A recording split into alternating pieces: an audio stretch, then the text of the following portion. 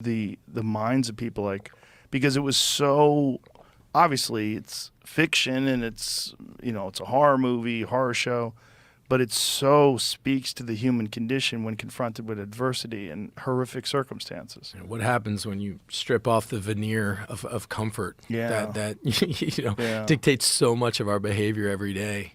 And it was really cool for me specifically to kind of play this character who was the first one that was kind of onto it, the first one that was like, these rules, they don't apply anymore in this world, and you can and look, I think for me as just a performer, all the way around, man, is there was a wildness, there was a recklessness that I really sought after, just kind of in my life and in my own behavior, that I was really kind of addicted to.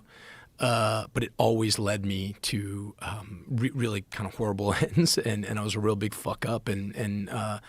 But I found something with this where I could take all of that and put it into work. You know? And it's been that's been my where sword, the man. depth of that character comes from, right? I mean, that's the advantage that you have of having all those fuck ups. Yeah, I mean, I think so, and the advantage of I also think I'd be curious to hear what you thought about it, but now you are who you are. It's like your intentionality. I think intentionality is so important. Like where are you when you begin? Like what is your goal? Like why'd you start this thing in the first place? And always kind of going back to that. And to keep yourself honest. Mm-hmm. When The Walking Dead started, there was no craft service. There was no trade. It was like a bunch of us in the fucking woods. It was like Frank Darabont.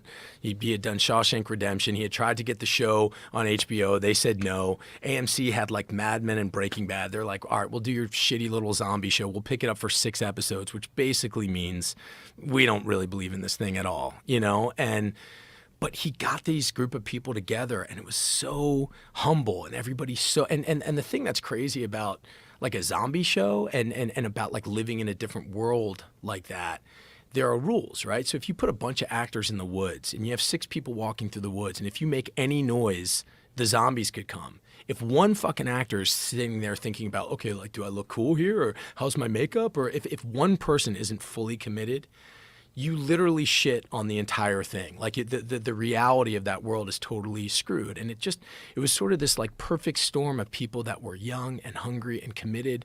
You had a bunch of people who were just starting families. So there wasn't, there was no like going to bars or restaurants or any of that bullshit. It was just really, really gratitude. So lucky to be here. Let's make this work. Who gives a fuck if it's 6 episodes or 12? Let's just make this work. We all believed in Frank.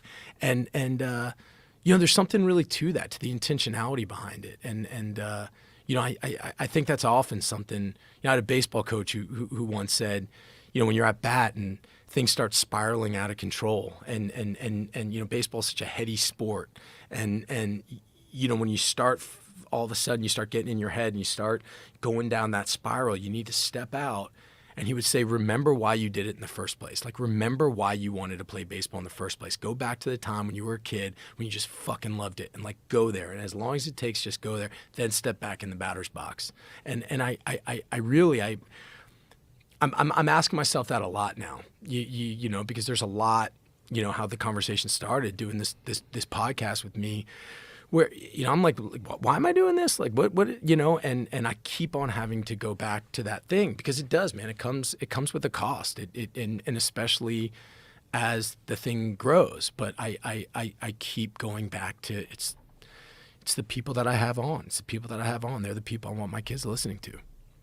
Well, you're doing an amazing job with it, and I think having these crazy life experiences and these journeys that you've gone on in your own mind, it really works well because of that, because you're very charitable and you're very compassionate, and it comes through. It's very obvious that you have a more balanced view of what human beings are capable of than the average person. I appreciate you saying that, man. I think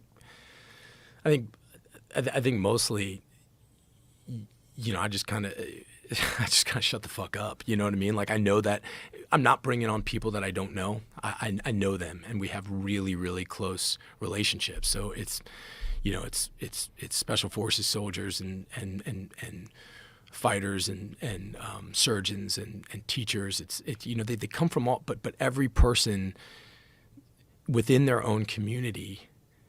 It's not just that they have this job. It's like, I know them. I know how respected they are in their own community. I know how much they've given me. I know how much they've added to my life, how much value they've put in. And again, it was coming in this vacuum when I just really saw, fuck, man, we are listening to the wrong people. Everyone's just like spouting out all this bullshit. Like, these people know, man. These people know. And I'm not saying, hey, they're the end all, but on this subject, they've been there. I promise you that. They've really been there.